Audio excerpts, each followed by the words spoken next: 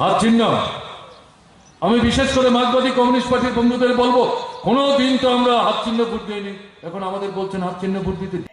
আমি মানিক সরকারকে জিজ্ঞাসা করতে চাই, 4 বারের মুখ্যমন্ত্রী, পরিবার সদস্য, 73 বছর বয়স হয়ে গেছে, শেষ বয়সে আপনি হাত চিহ্ন তো ভোট দেবেন? দিতে হবে। কংগ্রেসে তো কোনোদিন কাস্তাতুরি তারকা চিহ্নে ভোট দেয়নি। মানুষের আগে জ্ঞান দিতেন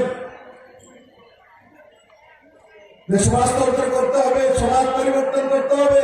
সমাজ তো পরিবর্তন করতে পারেননি, আপনি পরিবর্তন হয়ে গেছেন কংগ্রেসের ভোট দেওয়ার জন্য হাত চিহ্নে।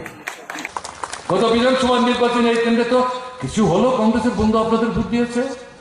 তাহলে আপনারা কোন এই পরিস্থিতি দেশের স্বার্থে, রাজ্যের স্বার্থে, আপনার স্বার্থে, জনগণের স্বার্থে আওয়াজ উঠেছে। আপনি যদি ওটা মানে ধরে বসে থাকে, না না কাস্তাতুরি তারকা ছাড়া কোথাও ভোট দেবো না, যাবোই না ভোট দিতে, ভুল করবে, তাহলে সুবিধা হবে কার? মানুষের বলে শেষ বলতে বিমূর্তি করে। আমি ব্যক্তিগতভাবে মানিক বাবুকে সম্মান করি,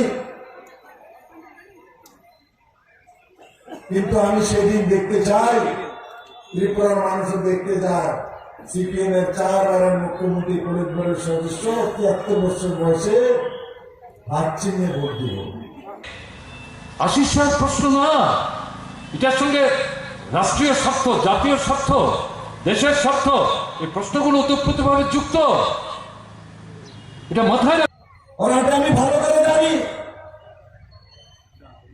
কারণ কি আমি দেখেছি গত 27 তারিখ আমিও নমিনেশন করেছি, আর কংগ্রেসের সেও নমিনেশন করেছে। সেই নমিনেশনের লাইনের ভিতরে আমি মানিক সরকারকে দেখি। তো দেখেছে মানিক সরকারকে হাঁটতে? মানিক সরকার আসেনি, তার মানে মানিক সরকার ভোট দেওয়ার জন্য আসবে না। কারণ কি, উনি যদি হাত চিহ্নে ভোট দেন আর বাকি কি থাকবে কংগ্রেস?